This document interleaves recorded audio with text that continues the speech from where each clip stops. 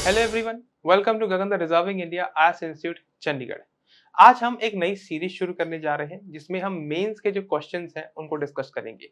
Basically आपके सामने एक प्रश्न है, मैं उसको डिस्कस करूंगा कि प्रश्न क्या है, कैसे हमने की पॉइंट्स को पकड़ना है, यदि लास्ट में कमेंट या सब्सटैंशिएट या कुछ भी और लिखा है तो हम उसको कैसे सॉल्व कर सकते हैं, क्या हमारी अप्रोच रहनी चाहिए, क्वेश्चन में कौन कौन से पॉइंट्स हमें नोट करने हैं और किन के ऊपर फोकस करना है, लिखने का तरीका क्या रहेगा, आंसर की स्ट्रक्चर क्या रहेगी, इस सब के ऊपर फोकस करेंगे। इसके बाद हम ये भी एक मॉडल आंसर भी डिस्कस करेंगे। मॉडल आंसर के बाद मेरी आपसे एक गुजारिश रहेगी कि जहां पर मैं ये क्वेश्चन पूरा डिस्कस करके पॉज कर दूं, मतलब मैं पॉज नहीं करूंगा, आप वीडियो को पॉज करके उसके बाद अपना आंसर लिखें। ठीक है, आंसर लिखने के बाद मैं इसका मॉडल आंसर 5 सेकंड का ब्रेक लेके, मतलब आप वीडियो पॉज कर दोबारा प्ले कर लेना, पर मैं साथ के साथ मॉडल आंसर डिस्कस कर दूंगा। जैसे ही मॉडल आंसर डिस्कस करेंगे आपको एक आइडिया हो जाएगा कि आपके आंसर में क्या कमी रही या क्या बेटर हो सकता था। या आप हमें हमारे ऑनलाइन नंबर्स के ऊपर व्हाट्सएप टेलीग्राम ग्रुप में कहीं जगह पर कांटेक्ट करके आप हमें हमारी आंसर कॉपी चेक भी करवा सकते हैं हमसे। ठीक है, चलो क्वेश्चन की तरफ जंप इन करते हैं। दो the Indian constitution is federal, focus करना है फेडरल वर्ड के ऊपर। The Indian constitution is federal, it provides only for single citizenship. ठीक है, that is the Indian citizenship. In light of this statement, explain the ways of acquiring and losing Indian citizenship. अब यहाँ पर एक बात के ऊपर फोकस करना है हमें।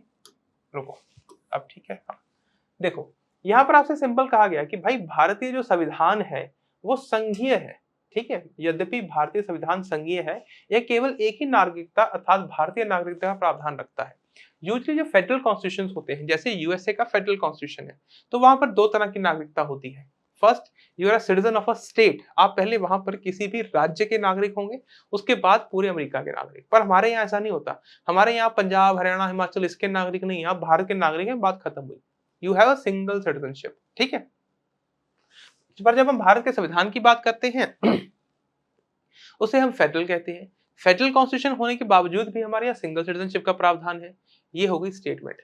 अब देखना यहाँ पर क्वेश्चन में ट्रिक कैसे है। ट्रिक भी नहीं है, यहाँ पर आपको एक स्टेटमेंट दी थी कि दो बीइंग अ फेडरल कॉन्स्टिट्यूशन हमारे यहाँ सिंगल सिटीजनशिप है। In light of the statement, उसके बाद कहा गया आपको एक्वायरिंग एंड लूजिंग सिटीजनशिप, उसके प्रावधान बताने, उसके तरीके बताने हैं। इस स्टेटमेंट का क्या लेना देना, कोई लेना देना नहीं है। ठीक है, आपको एक सिंगल बताई गई है, उस बच्चे क्या करते हैं ना कि ये लिखा गया है इसे जोड़ के लिखना है, नहीं, उन्होंने आपसे पूछा ही इतना है, explain the ways of acquiring and losing citizenship. Bharat की नागरिकता कैसे गवाई जाती है या कैसे एक्वायर करी जाती है उसके बारे में लिखना है आपने। ठीक है, इंट्रोडक्शन में आप पहली लाइन को लिख के उसके बारे में थोड़ा बता देंगे कि हाँ भाई, भारत का जो संविधान है वो फेडरल है, पर साथ के साथ सिंगल सिटीजनशिप भी है। ठीक है, तो आप किसको इंट्रोड्यूस कैसे करेंगे या आप इसका आंसर कैसे लिखेंगे। कोई भी क्वेश्चन हो उसका आंसर लिखने का एक सिंगल तरीका, एक सिंगल मेथोडोलॉजी अपनाई जाती है। एक कुछ रूल्स हैं, उनको लिख लेते हैं पहले। अगर मान लो कि ये आपको 200 शब्दों में लिखने के लिए कहा गया है, आप प्रश्न का उत्तर अगर 200 शब्दों में लिखने तो रूल बना लो कि जो आपकी इंट्रो है, इंट्रो में आप किसी भी रूप से टोटल वर्ड लिमिट का 10% या at most 15% of the word limit, उससे ज्यादा खर्च नहीं करेंगे। मतलब अगर आपको 200 वर्ड लिमिट दी गई है तो आप ज्यादा से ज्यादा 20 से 25 शब्दों में इसकी इंट्रो लिखेंगे, उससे ज्यादा नहीं। Make this as a rule. ठीक है, अब हमें इंट्रोडक्शन करनी है। Briefly introduce with the meaning of single citizenship and which part of the constitution deals with the citizenship. आपको इंट्रो में क्या लिखेंगे, सिंगल सिटीजनशिप का क्या मतलब है, जो मैंने अभी समझाया कि हम यहाँ किसी भी राज्य के नागरिक नहीं होते, बस हम भारत के नागरिक हैं, बात खत्म हुई। भारत के संविधान के कौन से पार्ट में है, पार्ट सेकंड में है, आर्टिकल 5 से लेकर आर्टिकल 11 तक। तो आप उसको थोड़े शब्दों में एक्सप्लेन कर देंगे। उसके बाद आप बनाएंगे बॉडी। इंट्रो, इंट्रो के बाद बॉडी। बॉडी में यहाँ पर दो हेडिंग बनेगी, क्वेश्चन से क्लियर हो रहा है। Explain the ways of acquiring and losing, तो पहले एक्वायर करने के तरीके एक्सप्लेन करेंगे, फिर लूज करने के तरीके एक्सप्लेन करेंगे, राइट। उसके बाद कंक्लूजन, कंक्लूड विद योर की remarks on the Indian citizenship, आप क्या सोचते हैं। बॉडी में आपकी दो हेडिंग बनेगी, H1 H2। H1 में क्या आएगा, आप कैसे एक्वायर करते हैं, H2 में क्या आएगा, आप कैसे लूज करते हैं, राइट। ये वो पॉइंट है जहां पर मैं आपसे कहूंगा कि भाई वीडियो को यहीं पर पॉज करो, अब क्वेश्चन लिखना शुरू करो। ठीक है, मैं मूव कर रहा हूं इसके आंसर की तरफ। जब यहां पर पॉज करके क्वेश्चन लिख लेंगे तो पॉज करके दोबारा, सॉरी प्ले करके दोबारा वीडियो आपने समझ लेना है कि मॉडल आंसर क्या था। चलो मॉडल आंसर की तरफ मूव करें। देखो, दो द इंडियन कॉन्स्टिट्यूशन, वही बात है, यहां पर लिखा गया है intro. The citizen of the India allows allegiance to the union, there is no separate state citizenship, जैसे मैंने पहले बताया। तो part 2 of the constitution of India article 5 से लेकर 11 तक deals with the citizen of India. The regulations concerning the Indian citizenship are outlined in the citizenship act of 1955। Bharat का संविधान उसका आर्टिकल 11 ये बात करता है कि भाई हमने 5 से लेके 8 9 10 तक बातें बता दी, इसके बाद जो भी बचा नागरिकता को लेके उसके लिए पार्लियामेंट कानून बनाएगी। तो पार्लियामेंट ने कानून बना दिया, कब बनाया जी? 1955 में। अभी भी यही कानून चलता है, बस इसको समय समय पर हम अमेंड करते रहे हैं। 2003 में उसकी स्कीम लाई गई, 2019 में भी सीएए सिटीजनशिप अमेंडमेंट एक्ट 2019 इसी को अमेंड किया गया था, उसमें भी जिसको लेके इतना हल्ला गल्ला हुआ था, जितने लेके इतने प्रदर्शन हुए थे।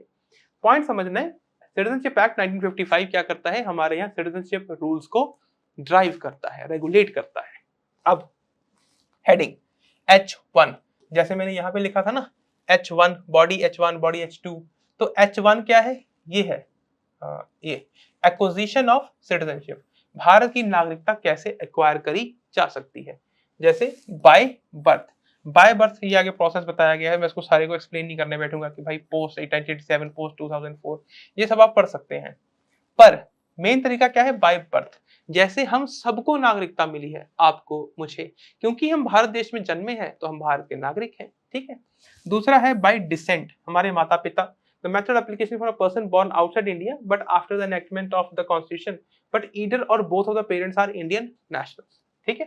दूसरा क्या है, आगे देखो, by registration, to qualify for Indian citizenship one must be a person of Indian origin and an ordinary resident of the India, मतलब हम रजिस्टर कर सकते हैं मिनिस्ट्री ऑफ होम अफेयर्स के पास और वो हमारी नागरिकता के लिए देख लेंगे कि भाई देनी है कि नहीं देनी। बाय नेचुरलाइजेशन, यदि किसी व्यक्ति को भारत में रहते हुए बहुत लंबा समय हो गया हो तो वो भी आगे नेचुरलाइज हो सकता है और भारत का नागरिक बन सकता है। आखिरी होता है बाय इनकॉर्पोरेशन ऑफ टेरिटरी, कल को भारत किसी भी देश को एक्वायर कर ले, एक्वायर तो सही शब्द नहीं होगा, पर किसी ऐसी टेरिटरी, मान लो हमने लाहौर तक जीत लिया या किसी देश का कुछ इलाका खरीद लिया, ऐसे समझ लेते हैं, अज्यूम ही करना है ना, तो कुछ इलाका भारत के में ऐड हुआ है, तो जो ऐड होगा वहां के लोग बाय डिफॉल्ट यहाँ के नागरिक हो जाएंगे, राइट, ये कहा जा रहा है यहाँ पे। नेक्स्ट देखो, हेडिंग 2, जैसे मैंने यहाँ पे लिखा ना BH2 बॉडी हेडिंग 2, तो यहाँ पर ये है हेडिंग 2 जिसमें लिखा गया लॉस ऑफ सिटीजनशिप। अब ये लॉस ऑफ सिटीजनशिप कैसे हो सकती है? रेनसेशन, कोई भी भारत की नागरिकता छोड़ना चाहे अपनी मर्जी से, या टर्मिनेशन, भारत की सरकार किसी व्यक्ति की नागरिकता छोड़ना, उसे छीनना चाहे, डिप्राइव कर सकती है। The central government can compulsory terminate citizenship if acquired by fraud और डिसलॉयल्टी टू द कॉन्स्टिट्यूशन, यदि मैं कोई XYZ पर्सन भारत की नागरिकता भारत के संविधान के विरुद्ध जाता है, भारत के विरुद्ध जाता है, तो उसकी नागरिकता छीनी जा सकती है। Therefore, ये आ गया आपका conclusion.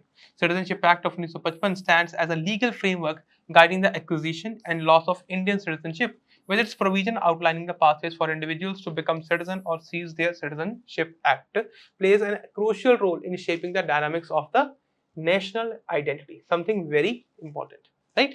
I hope आपको ये आंसर समझ में आ गया होगा। देखो, इस पूरी वीडियो का या इस पूरी सीरीज का पर्पस क्या है, ताकि हमें ओवर द टाइम आइडिया हो सके क्वेश्चंस कैसे आते हैं, क्वेश्चंस को कैसे फ्रेम किया जाता है, हम उसको कैसे स्ट्रक्चर बना के उसमें प्रॉपर आंसर दे सकते हैं, राइट। बाकी आई होप ये आंसर आपको यहाँ तक समझ आ गया होगा। हम मिलेंगे इसी सीरीज की नेक्स्ट वीडियो में, तब तक अपना ख्याल रखें, खुश रहें, धन्यवाद।